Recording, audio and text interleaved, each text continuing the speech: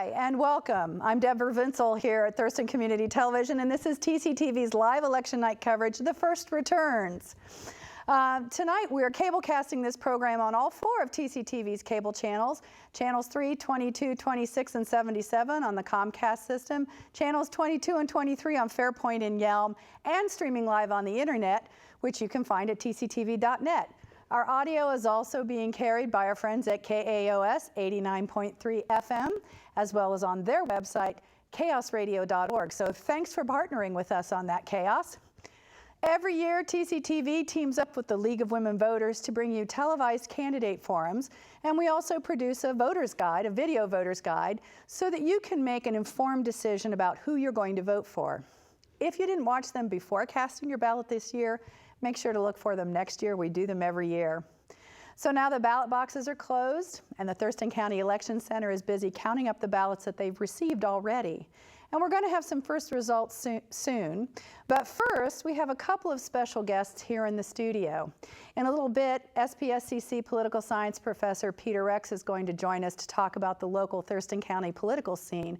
But first, I'm really pleased to have Betty Gould, our outgoing county clerk, as our guest. It's our tradition here at TCTV to welcome retiring elected officials to talk about their tenure in their office and to say thanks to some folks. And Betty, I know you have a lot of places to be tonight, but we're really glad that you could spend a few minutes with us. And first and foremost, I want to say thank you for your public service. Oh, thank you. You've been in your office how many years? 24 years. 24 years. Yes. And I think a lot of people may not really understand what the county clerk's office is. So why don't you give us a little, County Clerk 101. Okay, I'll give you some 101.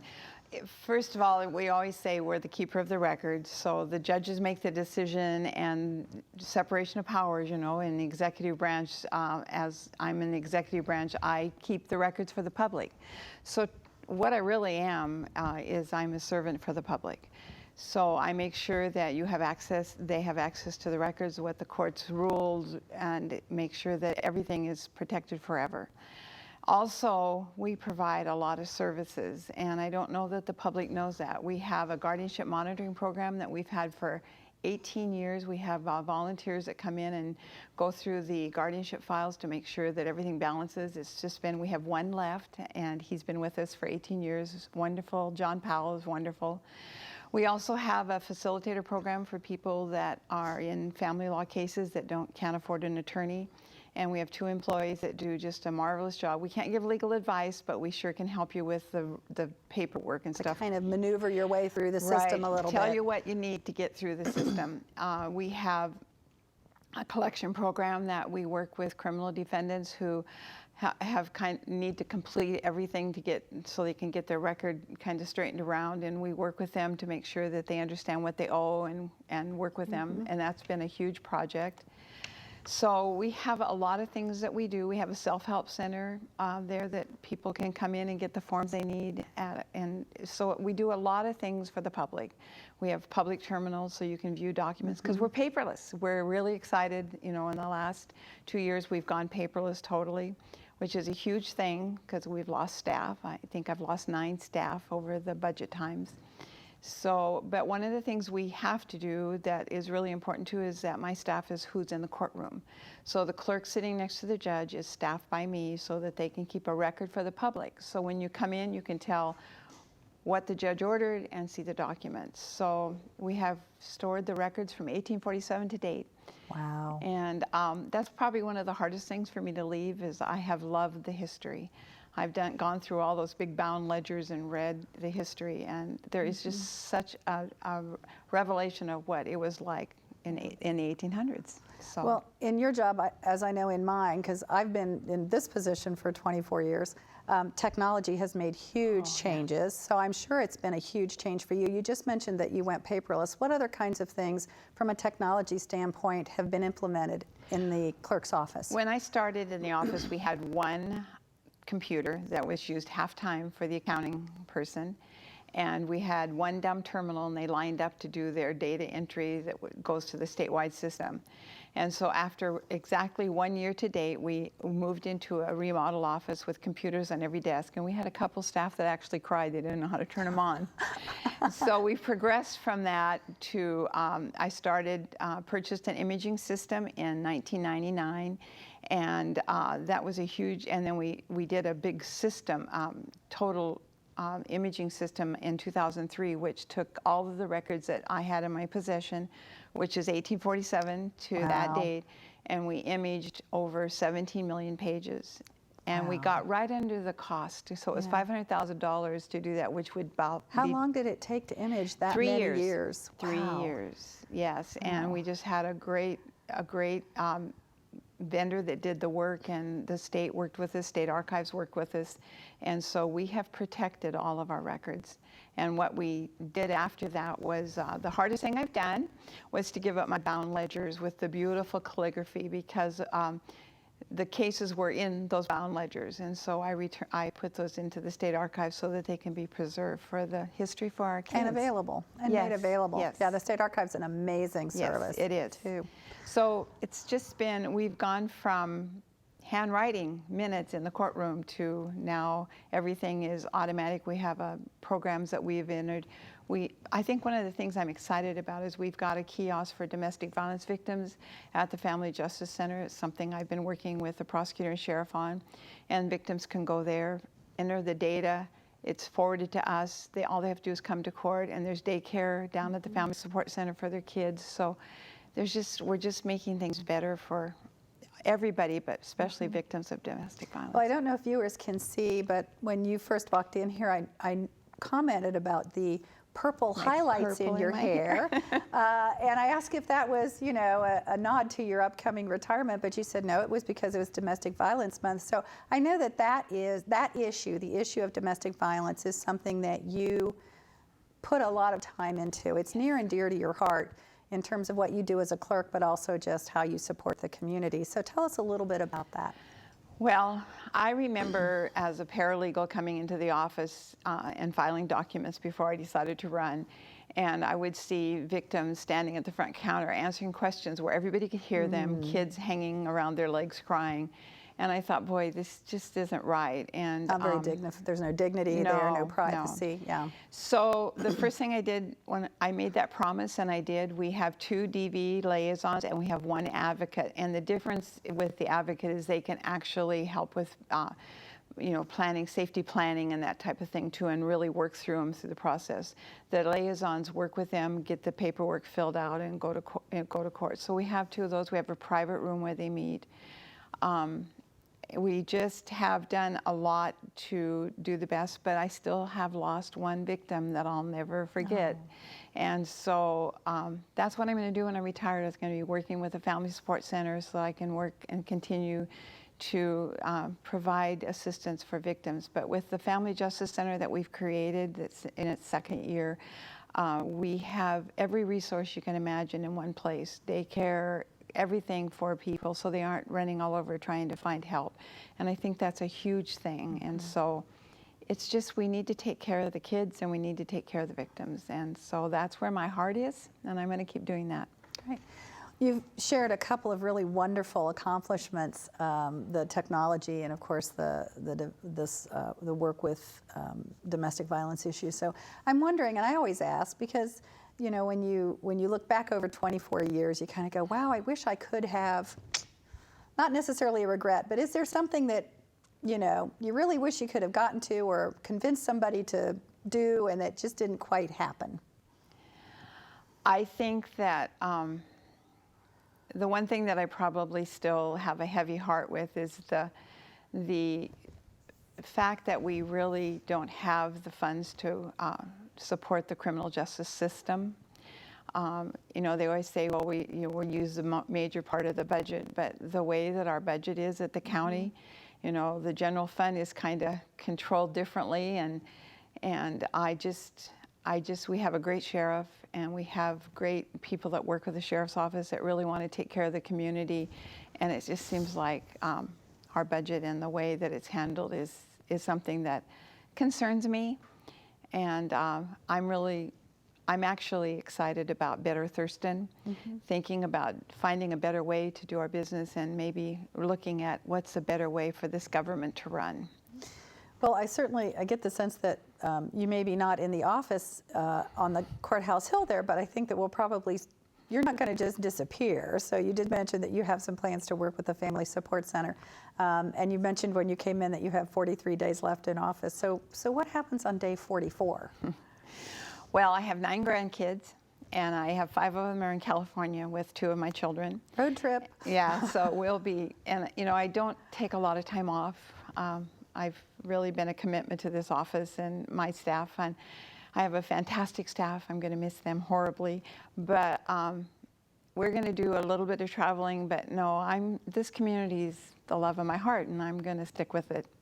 So there's, I'm sure, more people than you could name in a thank you list, but there's some very special people that you would like to just acknowledge for what they've meant to you over the years. Oh yeah, there's so many. We've just been talking about that. That's really hard. My staff. I really have quality staff, and some of them have been there as long as I have. They've stayed the whole time with me, and they are so committed, and they love this community the same way I do. So big thank you to my staff, because that's what makes me look good. It's not me, it's the staff. I really appreciate our judges, especially some of the new judges coming in. They've just got a vision, and I think that it's just going to make our court that much better. I miss some of our retired judges too, but we have a great bench, and I'm really proud of them.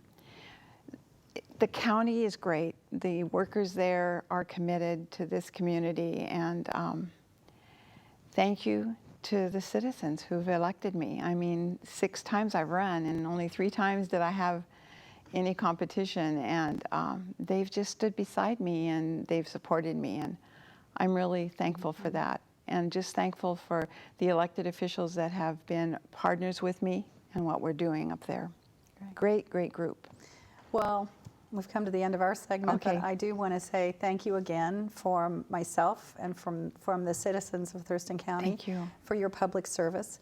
It takes a lot for somebody to throw their hat into the ring, because certainly you go through a fair amount of scrutiny. But public service is something that is a special calling. It is. And I greatly appreciate when people make an effort and step forward and put their name forward on a ballot to run for office. And for 24 years, you've been there for us, and I say thank you from the bottom of my heart. Thank you. You're more very than much. welcome. Sit there for just a Okay. second. Thanks to Betty for joining us. We're going to be joined by Peter Rex, South Puget Sound Community College political science professor, in just a minute. But first, we want to show you what happens to your ballot after you toss it into a ballot box. Maxwell Brown from TCTV and Spencer Mordick produced a video that shows you we're going to follow the ballot. So we're going to take a look at that now. Hi, my name's Mary Hall. I'm the Thurston County Auditor. I was elected last November, took office upon certification to serve out a 1-year unexpired term.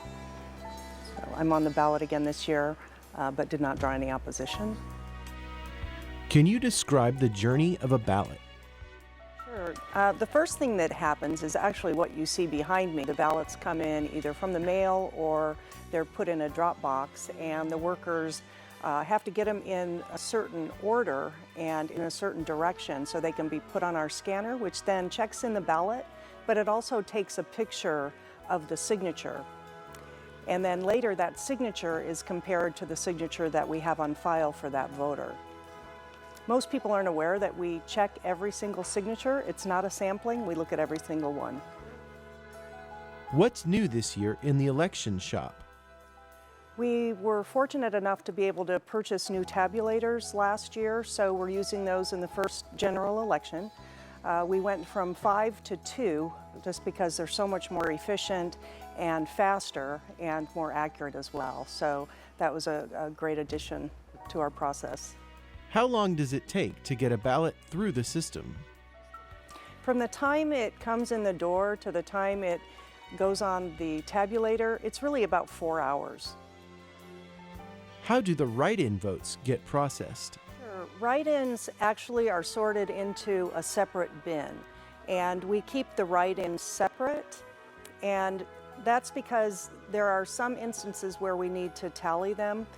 If you add the number of write-in votes to the number of votes that weren't marked in that race, which they call undervotes, if the write-ins and the undervotes added together could potentially beat the person elected, then we have to tally the write-in votes. What percentage of ballots do you expect to come in? As of today, we have 26% of our ballots in, and typically we receive 50% of our ballots for an election on election day and after. So we're right on target for what I anticipated turnout to be, which is between 52 and 55%. When does the election get certified? The election is certified the Tuesday before Thanksgiving. Who certifies the election? We actually certify the election for all of the local candidates, and then we forward our results to the state. Secretary of State's office then certifies the ballot initiatives. They combine all of the results for 39 counties across the state. Any final words for the people of Thurston County? Our ballot drop boxes are open until 8 p.m. on Election Day, and so is the office if you need to get a replacement ballot. And I just want to caution folks that if you put your ballot in a mailbox on Election Day, please check the last pickup time to ensure that that ballot is going to be picked up and postmarked, because it has to have a postmark of Election Day or earlier in order for us to count that ballot. And I'd like to thank my amazing election team. While I have 9 full-time employees, it takes upwards of 100 extra help staff who come back year after year to run these elections. We couldn't do it without them. Welcome back to the First Returns, TCTV's election night coverage. If you're listening on KAOS 89.3, you can also tune in to TCTV's cable channels on Comcast, channels 3, 22, 26, or 77, or in Yelm on Fairpoint, channels 3, 22, and 23. We're also streaming on the internet. Go to tctv.net to view the program over the internet. We're now joined by SPSCC's political science professor, Peter Rex. Thanks for joining us, Peter. To be here. It's always fun to have somebody with us that has a sense of the political environment. I will share with our viewers that we just got some very early some numbers, and our staff is quickly getting them into our system, so we'll get to them in just a second. But I do want to welcome Peter and say you've been at the college for 3.5 years now? 3.5 years, yeah. Yeah, so let's take a look real quick at what we've got in front of us, and I know we'll have an opportunity to talk a little bit more. I want to talk a little bit about initiatives. We'll get to the local races in just a second. I'm looking at the Secretary of State's website, and Initiative 1351, which is the initiative about classroom size, currently looks like it's failing statewide. Is that a surprise to you? It's a little bit surprising to me, and I think we need to wait. Obviously, King County is the big county that carries so many votes that will be the one that determines the fate of this initiative. But in Thurston County, it's losing right now 52.6% against. And that's a little surprising to me, because it seems like this would be a county where that would do fairly well. The polling I've seen ahead of the election showed that it was getting 60% projected. And so I will be mildly surprised if this does not pass. And the fact that the first returns out of Thurston County show it failing, it's a little bit surprising to me. Okay, moving on, Initiative 591. Now there's two kind of competing initiatives dealing with firearms on the ballot. Initiative 591 is failing statewide as it stands right now. 56% say no, 43% say yes on that initiative. And then Initiative 594, which has to do with expanding background checks, that one seems to be passing by quite a margin. 61.8% say yes on that statewide, according to the Secretary of State's website.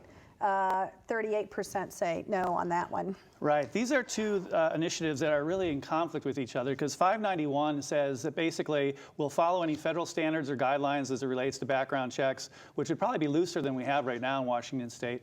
594 says that we'll have background checks for private sales as well. This is something that's been pushed by a lot of people for a long time. It was tried in the legislature, didn't pass there, so they ran an initiative, and it's been very well funded, millions of dollars behind 594. And the polling has always shown that the people are pretty supportive of this idea. idea, so I expect it to pass tonight. And it looks like 591 is probably going to be defeated. That was an interesting one as well. It seems like the gun rights advocates probably knew they couldn't defeat the other initiative, so they came up with their own initiative that they thought would sound plausible and see if they could get that passed as well alongside the other one.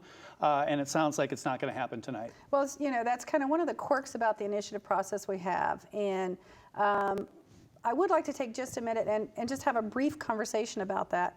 Not every state has a citizen initiative process, and I think many of our viewers may not really understand how that process works. Can you enlighten us a little bit? Yeah, a little bit more than half the states have initiative process like we have here. And basically it was put in our state constitution by our founders saying we don't necessarily trust the politicians. We want to give citizens the right to make their own laws as they see fit. And so the way it works is that any citizen can go file an initiative, you get it in legal language, and then once it's approved by the Secretary of State, you go get signatures for it. And you've got to have 246,000 signatures currently to get an initiative on the ballot. Usually takes more than that because there's always about 10 or 15% of names that aren't valid. And it's a process that's been used frequently in this state for everything from pro-choice rights to death with dignity, legalize marijuana, gun rights, car tabs, cut taxes, make it more difficult to raise taxes, all kinds of things. So today we're seeing 3 initiatives on the ballot, and that's how you do it. It was originally intended, I think, for a true citizens grassroots movement to go get signatures and petitions at your neighborhood grocery store, wherever. It's become much more of a tool for people with a lot of money to get things on the ballot because they usually have to pay those signature gatherers now to get them on the ballot. Right. I know one of the first big referendum/initiatives that I remember when I first moved here was 695, which is where Tim Eyman really became moved into the public eye with the flat excise or the flat tab fees for that, and it was, you know, it was a huge impact on state budget when that passed. So. You know, I have friends who live in states that don't have initiative that, you know, kind of cock their head and go, seriously, you guys do that? And I'm like, yeah, it's a very cool thing in some ways, but in other ways it can really be problematic. Yeah, the challenge is that it's not always a big picture, so that we consider these as citizens one at a time.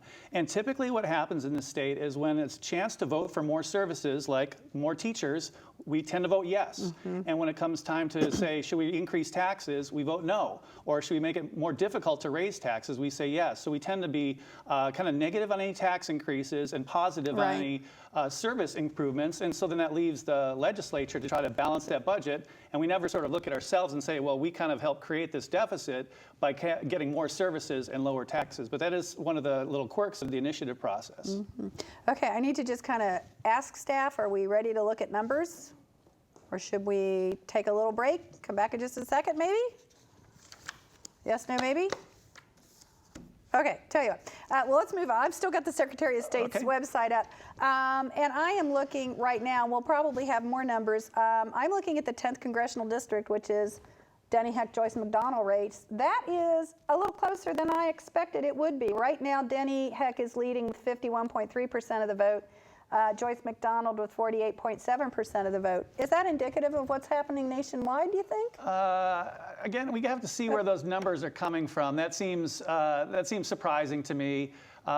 Joyce McDonald, I think, a credible Republican candidate, but not much money. She raised a very less amount of money than what I thought, and Representative Heck had quite a bit of funding, and so it seemed like the special interest groups that would usually fund challengers weren't getting behind her.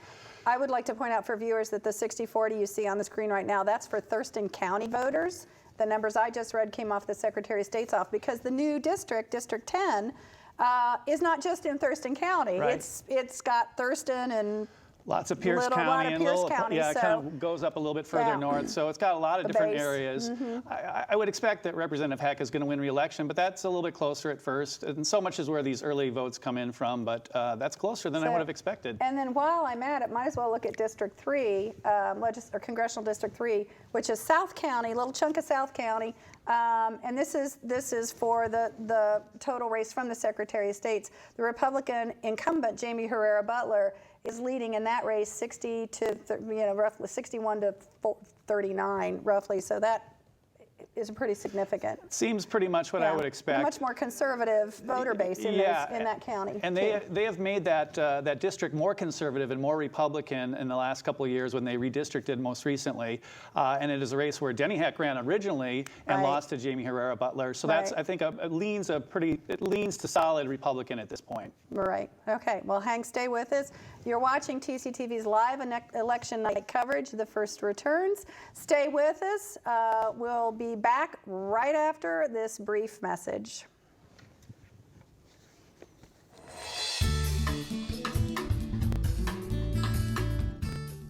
Are you shopping for Christmas and you want to keep your dollars local? Grab a Buy Local coupon book and get some great bargains and gift ideas for your friends and family.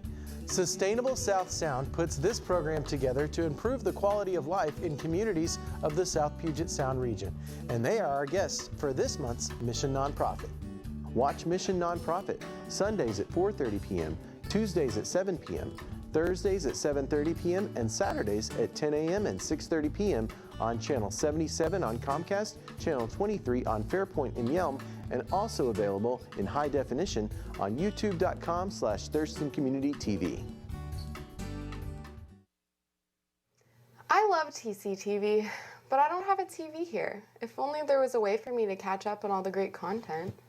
Oh, but there is. Who is that? Where are you? Right in front of you. You're my computer? Yes. Now let me show you how to see TCTV wherever you want, whenever you want. Whoa! Whoa! Whoa! Where am I? This is TCTV.net, the home of TCTV Video on Demand. Video on demand? What's that? It's a new section on the website where you can easily stream your favorite TCTV shows from any computer connected to the internet. Wow, that's great. I can't wait to watch all the awesome shows that I haven't seen yet. At the bottom of the front page of TCTV.net, there's a video player. Click on the link on the top left of that player that says On Demand. Next, click anywhere on the video player screen and you'll see a list of TCTV shows you can watch without cable from anywhere in the world. Thanks, Mr. Computer. Welcome back to The First Returns, TCTV's live election night coverage. I'm your host, Deborah Vinsel, CEO here at TCTV. We're going to check the numbers we have in from Thurston County Auditor's Office. I've got Peter Rex with me here from South Puget Sound Community College. He teaches political science there, so we're going to have a conversation about what's going on. We're getting the numbers in, and we put them into our system. Now, I will share with you that having a vote-by-mail ballot has certainly changed the way the media handles election night, at least in Washington State. Because in most cases, you get one set of numbers on election night, so it can be a tad bit anticlimactic. And we're going to be getting to those numbers in just a little bit. But we're really pleased to have with us on the phone now. I'm sure she's, wiping, oops, thought we had her on the phone. We have Mary Hall, our Thurston County Auditor. Are you there, Mary? Hello, Mary? Yes, I'm hearing a lot of static in the background, dial tones and static.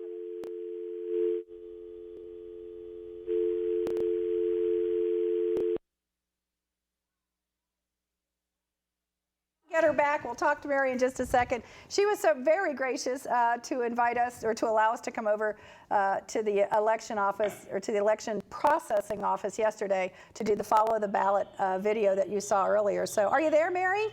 I'm here. Yay, you're back with us. Congratulations. We got through the first set of numbers.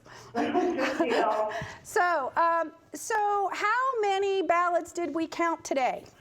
Do you know? Today we counted about 51,600 ballots. And you anticipate that to be about 50% of the ballots you anticipate counting? We have more to count. 1,000 that came in today from the drop boxes late in the afternoon. And then we certainly expect a lot more tonight and in tomorrow's mail. So, I'm hoping for 50%. Whether or not we'll get there is yet to be seen. So I know it's quite a crunch here, and we had the follow the ballot video earlier. Thank you for allowing us to come over to do that. My pleasure. So how many more counts are there going to be this week? Well, we will count every day that we have more ballots than 500. So tomorrow will be the big day. We expect to be through the bulk of the ballots by Friday, and then it will just be the stragglers that come in, the ballots that we have to duplicate. Ballots from military, arrive later because they're not required to have that postmark. So we'll always be counting a few, but the bulk of them we expect to be through by Friday. So if anything is really particularly close, it could be a few days before we see how it trends. Sure, and I think the thing that people need to realize is that what we counted today is really a very good sampling from the county. So unless it's razor thin margin, we don't really expect things to flip. Don't anticipate to see big changes in any of the percentages. Okay. So another big count tomorrow. Certification in 2 weeks. Certification is the Tuesday before Thanksgiving. Okay. So that'll be upcoming. Okay. We've got 21 days to certify the election. So I'm sure you've been watching kind of the numbers. Any surprises? I think there were some wider margins than I expected. I expected the PUD race to be closer, the commissioner race to be closer, the clerk race to be closer. So, but the voters definitely had their mind made up. Okay. Well, and you, of course, have been reelected for office. You came onto the ballot without an opponent this time, so thank you for your service and for the hard work over there at the elections office. Thank you, and I want to thank the citizens of Thurston County for their vote of confidence in me, and I look forward to 4 more years. Okay, well, thanks, Mary. We look forward to working with you in the future, and thanks for spending some time with us tonight. I know you have places you need to be, so we'll let you get to that. Okay, thank you very much for having me. Thanks so much, Mary. Bye-bye. Mary Hall, Thurston County Auditor, at the end of the first night of counting of the first returns here in Greater Thurston County. So as she said, Peter, something that folks may not be real, just if you're not a poll watcher or a political wonk, is that, many of the percentages that we see probably won't change significantly.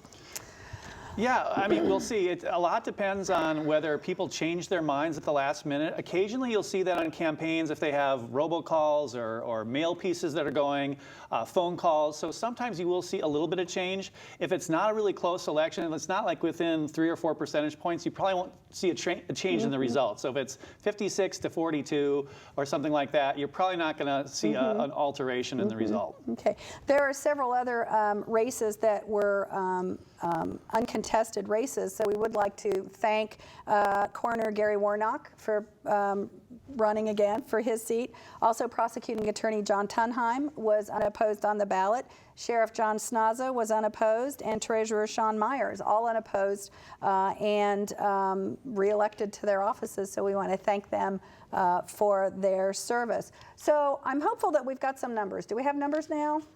Can we go to numbers? Okay. So now, okay, I can see that. We have a candidate on the phone running for Thurston County Commission office, Bud Blake. So, hi, Bud. Are you there? I am here. Hey, Bud. Welcome to the program. So, how are you feeling about things? We are very excited right now. We're happy with the results. And Thurston County residents have said kind of the voting process. We're happy as all get out. Yes. Okay. Is there anybody? It sounds like you're having a party there. Is there anybody you'd like to thank that was involved in your campaign? Yes. First and foremost, my wife. It took 29 years. She's been my go-to person for money advice, for treasurer, and she's been my soul and body for the years done. I rely on her community, my daughters, and all my supporters out here and throughout the rest of the county have been absolutely marvelous. Local community in the county in terms of big candidates and now elected officials. Okay. Well, I know you've got a lot of people that you probably need to get back to, and we appreciate you taking time on tonight to spend a couple minutes on the phone with us. So we'll keep an eye on the results and go have fun. Yes, thank you, Thurston County. Thanks for calling. That was candidate for Thurston County Commission District Number 3, Bud Blake. So let's go to numbers. If we've got some of the county numbers, we'd really like to share those with our viewers. Can we do that? Hello? Numbers? I'm thinking yes. Oh, there we go. Okay. In the assessor's race, Stephen Drew has 54% of the vote right now, and Carol Pearson with 45% of the vote.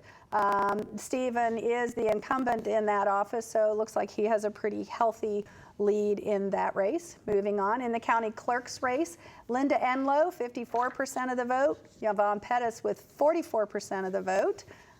Again, a healthy lead there. And that's one of those situations where you could see both of them were Democrats on the ballot, so that was a function of that top two. An interesting race because you had a former deputy clerk running against the current deputy clerk. Right. Both Democrats, both endorsed by the Democrats, and then kind of a little wrinkle at the very end. There was a mail piece sent out by Yvonne Pettis that was factual, reprinting part of the Olympian, but it was seen as kind of too negative, and so the Democrats revoked their endorsement of her because they had sort of a pledge to not attack each other. But really, by most standards, it was very mild, but that might have been enough to help Linda Enlow take the lead. We'll talk about that whole campaign environment in a minute. Okay, moving on to the county commission race. This was we're on the phone with Bud Blake, who is running as an independent against incumbent Karen Valenzuela. This is a really big margin. Bud Blake with 54% of the vote right now.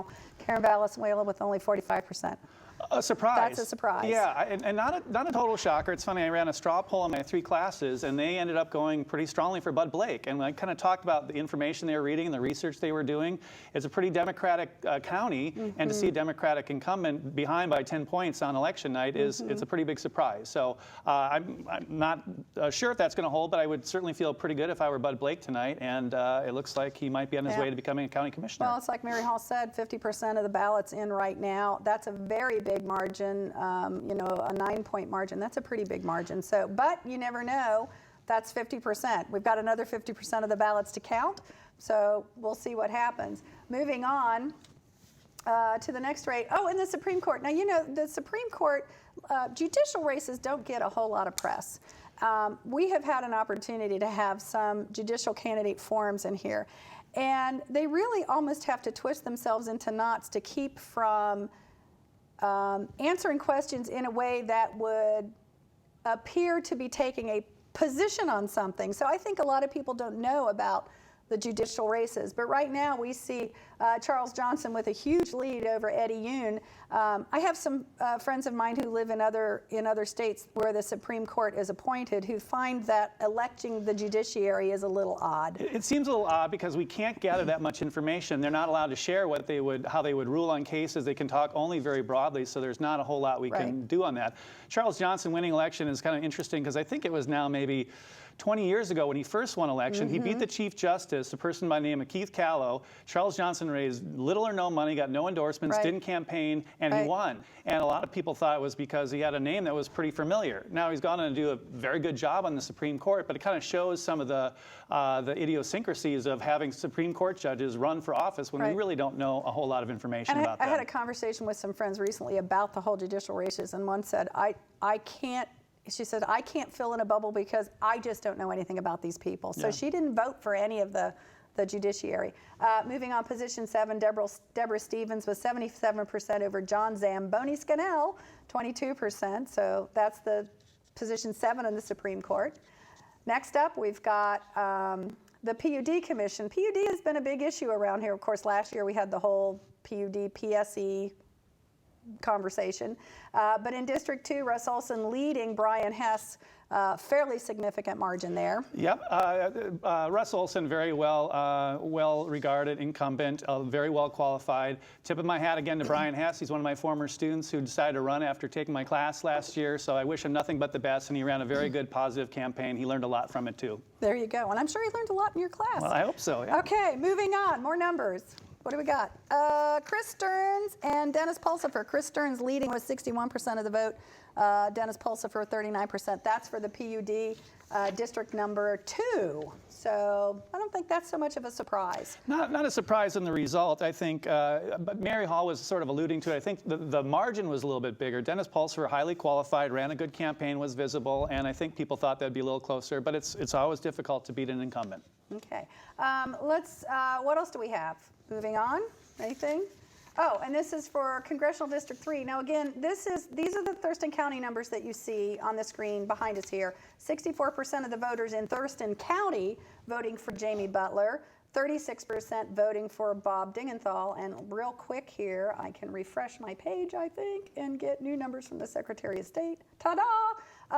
Yeah, the Secretary of State's office showed that for the entire district, Butler has 60% of the vote, Dingenthal 40%. Yeah, the part for Thurston County that we're seeing there for Jamie Herrera Butler is the southernmost part, which tends to be more conservative, and that's she's an incumbent once again. Okay, now let's take a look at District 10, which would be the Denny Heck-Joyce McDonald race. In Thurston County, of course, it makes a lot of sense that Denny would have such a sizable lead in Thurston County. It's his hometown. Very well known here in town locally, even has his own seat down at Ramblin' Jack's. They know the man. District-wide, though, Denny his margin has grown a bit. He now has 55% of the vote to almost 56% of the vote to 44%, Joyce McDonald, district-wide. So his lead is widening a little bit there. It's closer to what I think will be the final result, yes. Okay. Mm-hmm. Okay, moving on. Our next is the state legislative races. And again, if the district spans more than Thurston County, the numbers you see on the monitor behind me are just from Thurston County. And right now in legislative district 2, which just has a little tiny piece of Thurston County over by Yelm, you see that Graham Hunt has 57%, Greg Hartman 43%. That's in Thurston County. We're going to take a break from the numbers right now because right now we have Chris Stearns on the phone. Hi, Chris. Chris, are you there? Yeah. Hi, how you doing? Pretty for you. We're doing well. Thanks for taking time to join us tonight. For sure. We're glad to see you. I'm down with the Democrats at the Heck campaign. Just saw my fellow commissioner, Russ Olson, who won tonight too by a significant amount. Cool. That's great. So is there anyone you would like to thank who was involved in your campaign?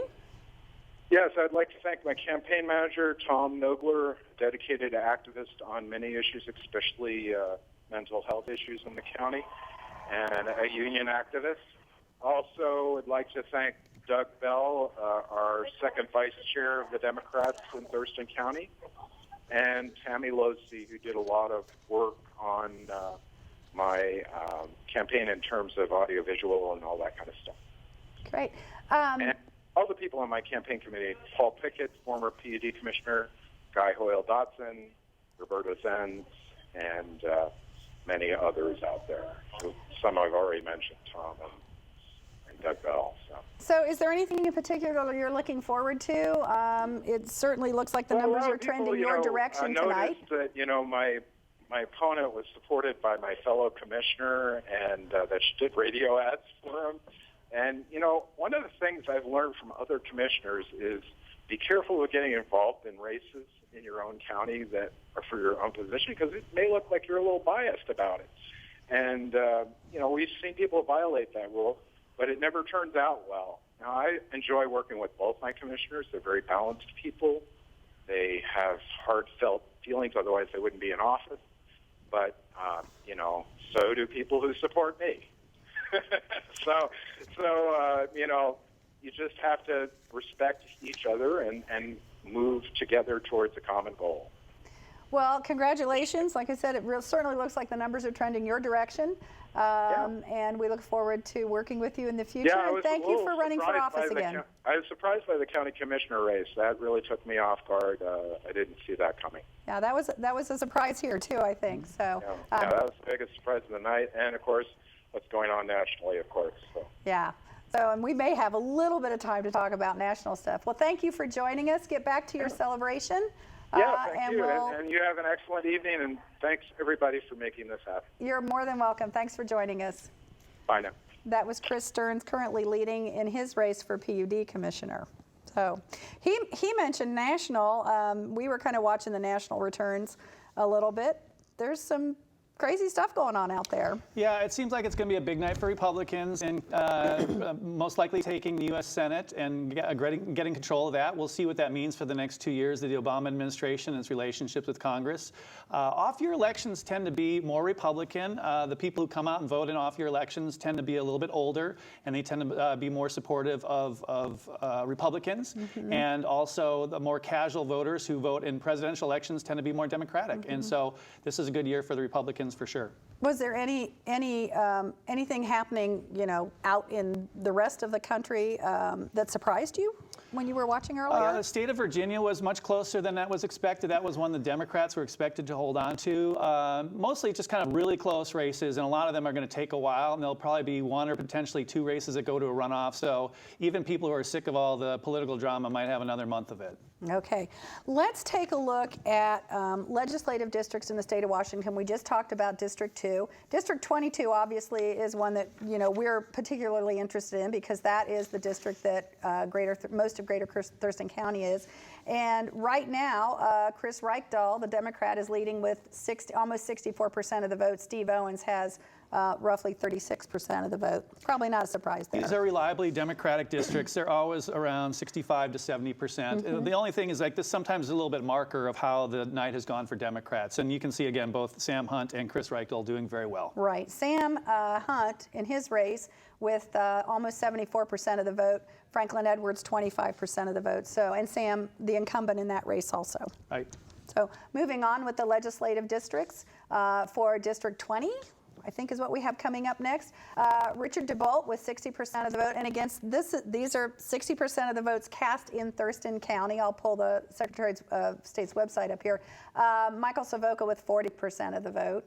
Let me see if I can find that one real quick. 2020. Yeah, the bulk of that district is going to be down in Lewis County. So I think all the incumbents in District 20 are going to be safe again for their re-elections. Yeah, in District 20, the position 2, Ed Orcutt, has a pretty significant lead. He's looking at 70% district-wide over John Morgan. Richard DeBolt for his position 1 seat, 63%, with Michael Savoca 33%. So moving on to the next legislative race, which I think would be, we talked about District 2 early. Graham Hunt in Greater Thurston County, 57% of the vote. Greg Hartman with 43% of the vote. In Legislative District 2, Position 2, J.T. Wilcox with almost 70% of the vote. Steve Nielsen, 30%. Now, this is an interesting rate, a Republican and Libertarian. So right, and Steve Nielsen is, again, very well informed. He has some background as a Republican, ran as a Libertarian this time, and I think a lot of people liked their interactions with him. One of the most interesting races I also think that we see now is District 35 State Senator between Tim Sheldon and Irene Bowling.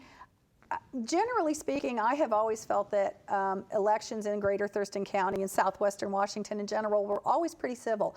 This one was getting kind of ugly. Yeah, and I don't know that we can take the blame for that one in Thurston County, because I do think that, I mean, that kind of extends into Mason and Kitsap County as well for that district. But it's, I mean, it's a great, very interesting race. Tim Sheldon's identified himself as a Democrat, often votes with Republicans, voted to organize with the Republicans to give the Republicans the majority in the state Senate this last time. And so Democrats are worked very hard to try to remove him. And there's lots of special interest money being spent in this race, more than $1 million for a job that pays $45 grand a year. And it's really a lively one. And you know, he's been in for 24 years. He's well known, and he's also the Mason County Commissioner. So people are used to seeing his name on the ballot.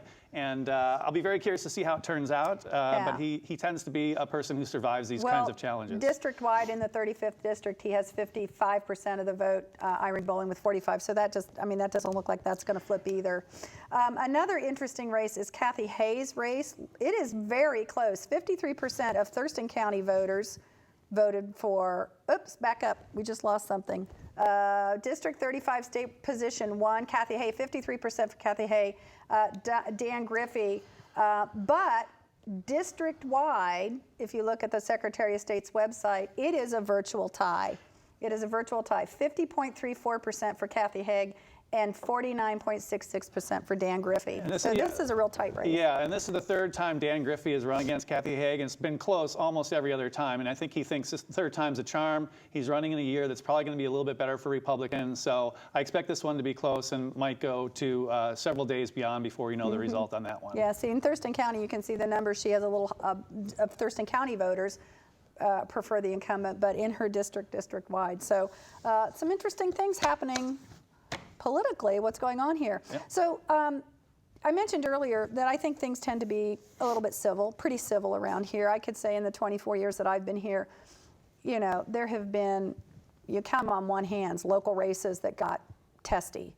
Why do you think that is? Well, I think, hey, first of all, I think it's great that we have civil political discourse in Greater Thurston County. Yeah. But it's so different from what you see in other parts of the country. Yeah, I think, you know, a couple things are probably at play. One, being the seat of state government. You have lots of people who work around government and our understanding of laws, regulations. They're savvy, sophisticated voters. They know what kind of is truthful and what's not. They don't like exaggerations because they see what that means in the world of making laws and carrying out laws. And then you have a lot of people also work in city and local government here. So I think that's kind of a little bit of a buffer to some of that sort of more negative advertising. And then the second thing is it tends to be a pretty strongly Democratic district or county. So you have 58, 59% typically voting Democratic. And so it doesn't lead to a whole lot of really contentious races where you might see that kind of negative campaigning like you saw in the 35th district and some other places. I think those are the two main reasons. Okay. I noticed, I think, for the first time in this race, much more money being spent on television advertising, especially for the legislative seats, the state legislative seats. It surprised me. Unbelievable. Where's the money coming from, for one thing? Well, a couple of things. You know, there are 4 or 5 races this time that are really being heavily targeted, especially for the state Senate. Some of those are over $2.5 million spent, $1.5 million, and it's just the money is crazy for again a job that pays $45,000 a year. It seems totally out of whack with what all of us would see as responsible and reasonable. But with the changes in election laws and allowing people to donate through these various organizations, these independent organizations, and Supreme Court decisions that said basically free speech or campaign donations are equal to free speech. To speech. Yeah, so you have opened the door to donating huge amounts of money, and there are a lot of rich people who really like spending money on political campaigns to sort of see their agenda take shape. So we're seeing that, I think, across the country.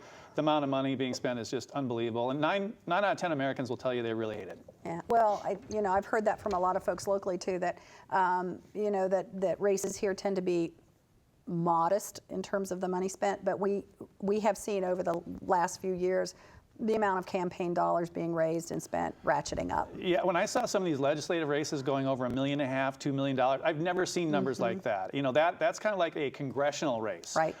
For a really competitive congressional race. And these districts, they're small. You know, they're representing like 70, 80,000, maybe 100,000 people. So they're much smaller than what a congressional district is. And to be spending that kind of money is just, I don't even know how you would spend that much. I really don't know what you would do. So a lot of mailers. A lot of mailers. Yeah, a lot of mailers go out there. Yeah. Okay. Well, we're going to be back with Peter Rex in just a moment to finish our program for tonight. But I'm going to throw this back to to the control room. I need to let my voice rest for a second and get a drink of water. So we'll be right back. Stay with us right after this message.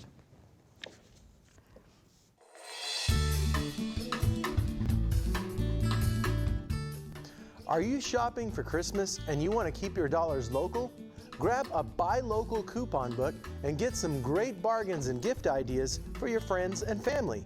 Sustainable South Sound puts this program together to improve the quality of life in communities of the South Puget Sound region. And they are our guests for this month's Mission Nonprofit.